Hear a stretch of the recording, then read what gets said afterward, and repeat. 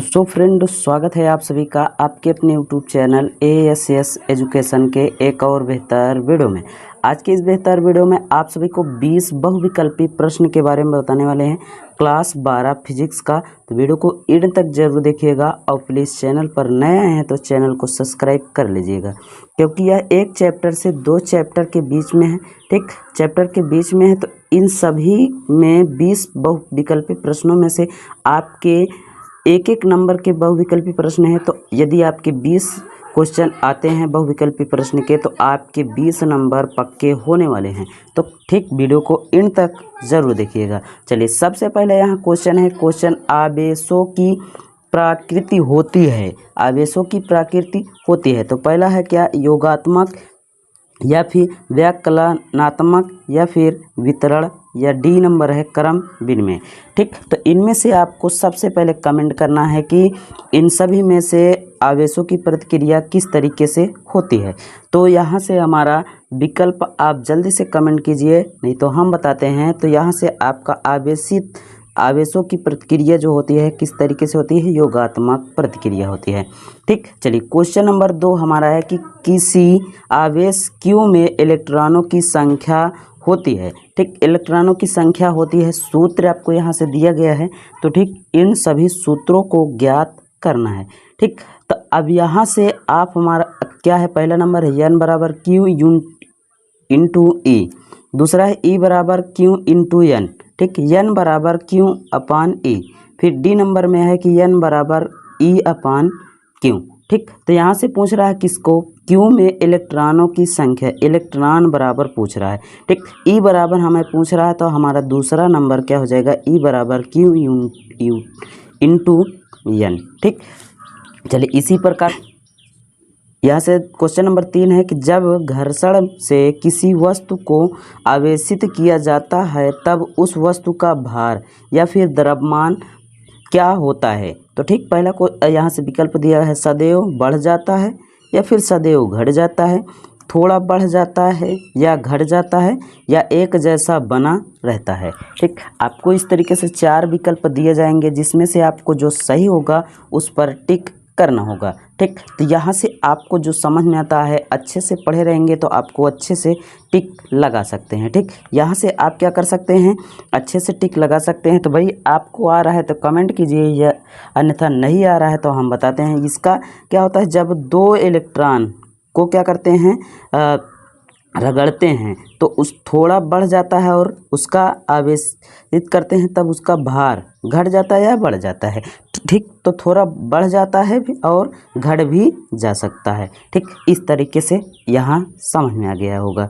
ठीक, तो अब चलिए क्वेश्चन नंबर 4 यहाँ से दिख रहा है आपको। क्वेश्चन नंबर 4 है कि किसी कुचालक विद्युतरोधी माध्यम का प्रविद्युतांक हो सकता है।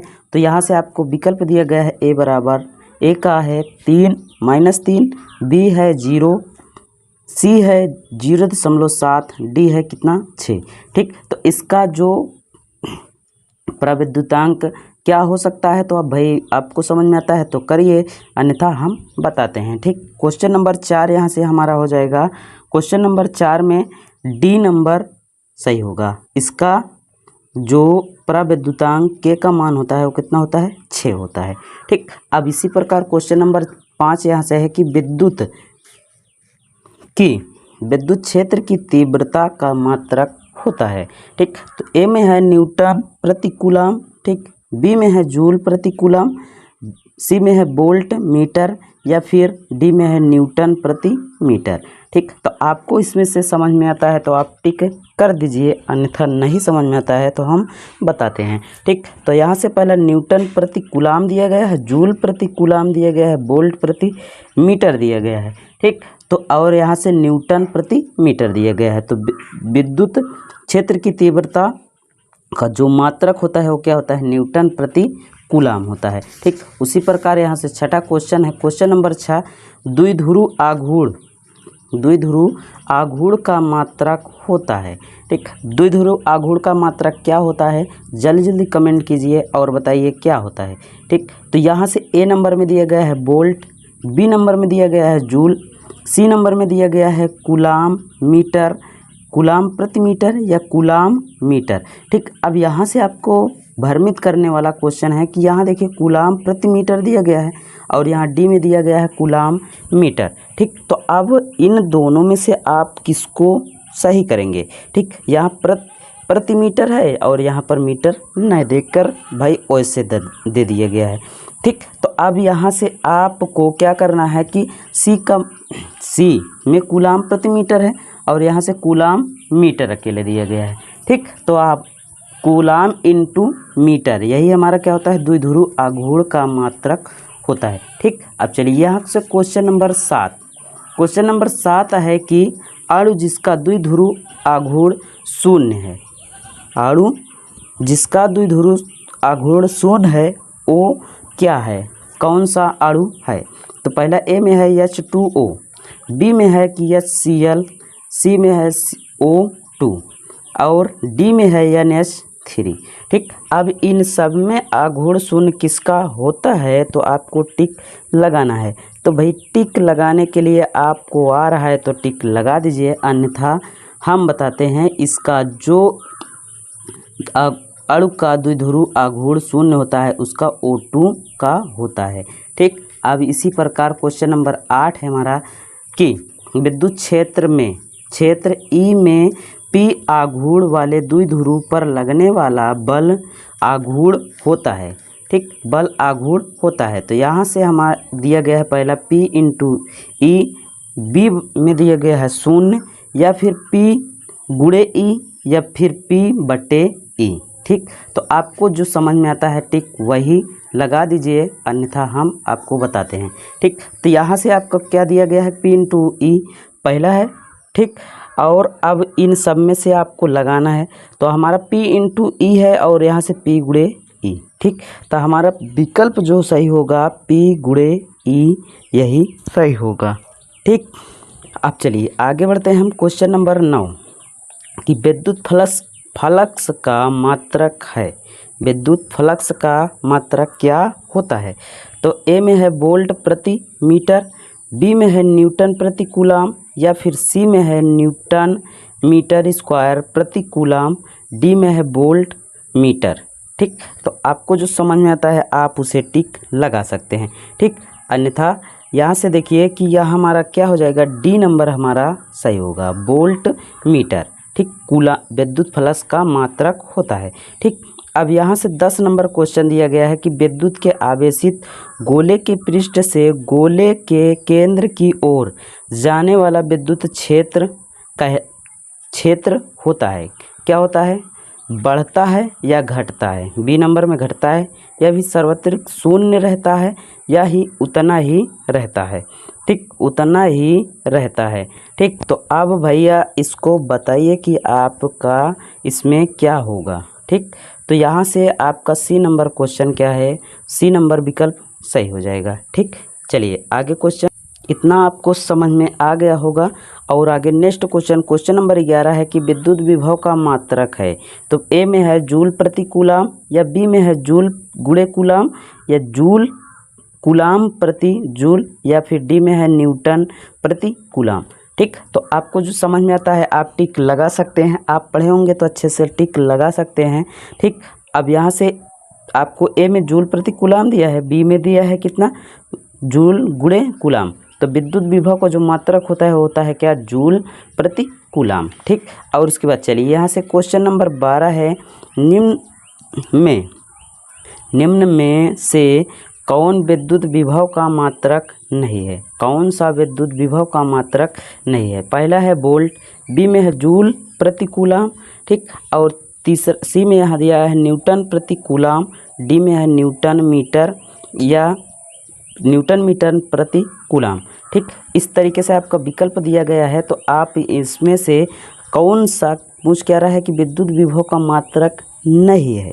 ठीक, तो भैया विद्युत विभव का मात्रक क्या नहीं है आप पढ़े होंगे तो अच्छे से टिक लगा सकते हैं। ठीक, तो यहाँ से न्यूटन प्रति कूलाम विद्युत विभव का जो मात्रक होता है न्यूटन प्रति कूलाम नहीं होता है। ठीक, अब आगे चलिए नेक्स्ट क्वेश्चन नंबर 13 है कि समविभव पृष्ठ में से निर्गत फ्लक्स निर्गत फ्लक्स क्या है? ठीक, किसको कहते हैं? तो ए में है कि पृष्ठ के लंबवत होता है, या फिर बी में पृष्ठ के समांतर होता है, या फिर सी में शून्य होता है, या फिर यहाँ से पृष्ठ को 45 अंश के कोण पर होता है, पृष्ठ के 45 अंश के कोण पर होता है। तो ठीक, अब आप बताइए भैया कि इसमें क्या होगा। तो ठीक, यहाँ से आपका 13 नंबर क्वेश्चन ही था। तो आपका यहाँ क्या हो जाएगा, विभव पृष्ठ के निर्गत फ्लक्स किसके होता है? पृष्ठ के लंबवत होता है। क्या होता है? पृष्ठ के लंबवत होता है। चलिए नेक्स्ट क्वेश्चन, क्वेश्चन नंबर 14 है कि 14 क्वेश्चन नंबर, एक इलेक्ट्रॉन को दूसरे इलेक्ट्रॉन के अधिक समीप लाने पर निकाय की विद्युत स्थितिज ऊर्जा क्या होती है? घटती है, या फिर बढ़ती है, या उतनी ही रहती है, या फिर शून्य हो जाती है? ठीक, या फिर शून्य हो जाती है। तो भैया आपको बताना है कि इसमें निकाय आप देखे होंगे, दो निकाय को यदि समीप लाया जाता है तो उसमें उसकी ऊर्जा क्या होती है? घटती है, स्थितिज ऊर्जा घटती है या फिर बढ़ती है? बताइए क्या होगा। ठीक, तो यहाँ से 14 नंबर क्वेश्चन का जो विकल्प होगा वो क्या हो जाएगा? बढ़ती है, उसकी स्थिति ऊर्जा क्या हो जाती है? बढ़ती है। ठीक, अब यहाँ से 15 नंबर, निम्नलिखित में से कौन सा धारिता का मात्रक नहीं है? पहला है क्या? कूलाम, बी में है एम्पियर, सी में है वोल्ट, डी में है कूलाम वोल्ट। ठीक, वोल्टा। ठीक, कूलाम वोल्टा। तो इसमें कौन सा धारिता का मात्रक नहीं है? ठीक, तो कूलाम भी है, एम्पियर भी है और वोल्टा भी है, वोल्ट भी है। अब यहाँ देखिए क्या दिया गया है? कूलाम और वोल्टा। तो ये मात्रक इसमें बटे में लगाया जाता है और उसके बाद ये वोल्ट नहीं होता। ठीक, यही हमारा क्या हो जाएगा? विकल्प सही हो जाएगा। ठीक, अब चलिए क्वेश्चन नंबर 16 यहाँ से है कि एक गोलाकार चालक की त्रिज्या 9 मीटर है, इसकी धारिता है। ठीक, तो यहाँ से आपको पहला दिया गया है 10 फैराडे, 9 गुणे 10 के घाते 9 फैराडे, या 9 गुणे 10 के घाते -9 फैराडे, या डी में दिया गया है 10 के घाते 9 फैराडे। तो ठीक, इसको अब किस तरीके से हल करते हैं? सबसे पहले हम यहाँ से सूत्र पहले जानते हैं, फिर उसके बाद इसको कैसे, यहाँ से आपका विकल्प हमारा हो जाएगा डी नंबर। ठीक, तो किस तरीके से डी नंबर यहाँ आएगा हम उसको बताते हैं। ठीक, तो आपने पढ़ा होगा सूत्र सी का मान, इसमें पूछ रहा है सी का मान, जबकि आर का मान दिया गया है कितना? 9 मीटर दिया गया है। ठीक, 9 मीटर दिया गया है। सी बराबर आपने सूत्र सुना होगा 4πε0 × r। तो अब यहाँ से 4πε0 का मान नहीं दिया गया है, तो हम 4πε का मान जबकि जानते हैं 1/, कितना होता है? 9 गुणे 10 के घाते 9। ठीक, यही होता है 4πε का मान होता है। ठीक, तो अब हम 4πε का मान यहाँ रखेंगे 1/10 के घाते 9 गुणे, अब यहाँ से r का मान क्या दिया गया है? r का मान हम रखेंगे 9, 9 से 9 को काट सकते हैं। ठीक, उसके बाद यहाँ से 9 10 के घाते 9 जब ऊपर जाएगा तो यह किस में हो जाएगा? माइनस में हो जाएगा। तो इसका मान, इस सी का मान क्या होता है? फैराडे में लिखा जाता है। ठीक, इसी तरीके से आपका यहाँ से विकल्प क्या हो जाएगा? हमारा सही क्या होगा? तो आप 10 के घाते -9 फैराडे, यही सही होगा। ठीक, अब चलिए यहाँ से क्वेश्चन नंबर 17 है कि एक आवेशित संधारिता की दोनों प्लेटों एक तार में जोड़ दिया जाए तो क्या होगा? ठीक, तो यहाँ से आपको विभवांक अनंत हो जाएगा, या फिर आवेश अनंत हो जाएगा, या फिर संधारिता निरावेशित हो जाएगी, या फिर आवेश पूर्ण मान का 2 गुना हो जाएगा। ठीक, तो आपको समझ में आ रहा है तो आप टिक लगा सकते हैं।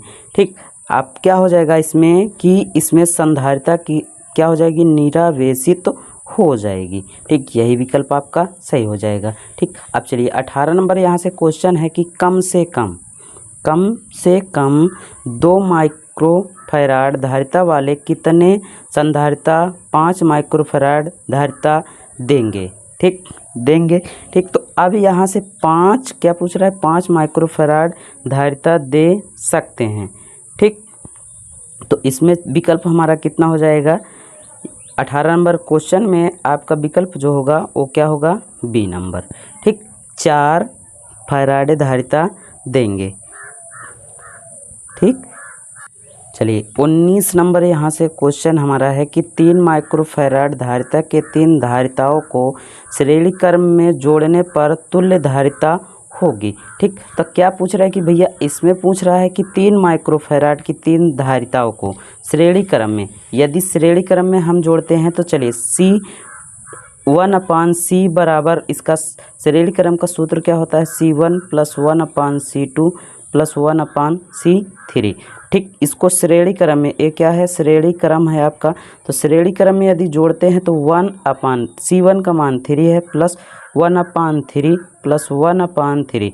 तो अब यदि आधार जब समान होता है तो हम क्या करते हैं कि ऊपर की सारी संख्याओं को जोड़ देते हैं। ठीक, प्लस 1 बट्टे कितना हो जाएगा, 3। ठीक, तो अब इसको हम हल करेंगे तो यहाँ से हमारा हल करने पर क्या होगा, 3/3। 3 से 3 क्या कर सकते हैं, काट सकते हैं, तो यहाँ से 1 माइक्रोफैराड आ जाएगा। ठीक, तो अब इसमें यदि विकल्प मिलता है 1 माइक्रोफैराड, बी में है 2 माइक्रोफैराड, सी में है क्या, डी 6 माइक्रोफैराड या फिर 8 माइक्रोफैराड। ठीक, तो आपका कितना आया था, हल करने पर आपका 1 माइक्रोफैराड आया था, तो इसमें 1 माइक्रोफैराड हो जाएगा। ठीक, तो उम्मीद करता हूँ वीडियो पसंद आई होगी, तो लाइक करिएगा, शेयर करिएगा दोस्तों तक। मिलते हैं किसी नेक्स्ट वीडियो में, मज़ेदार वीडियो में। तब तक के लिए thank you, take care, good bye, जय हिंद।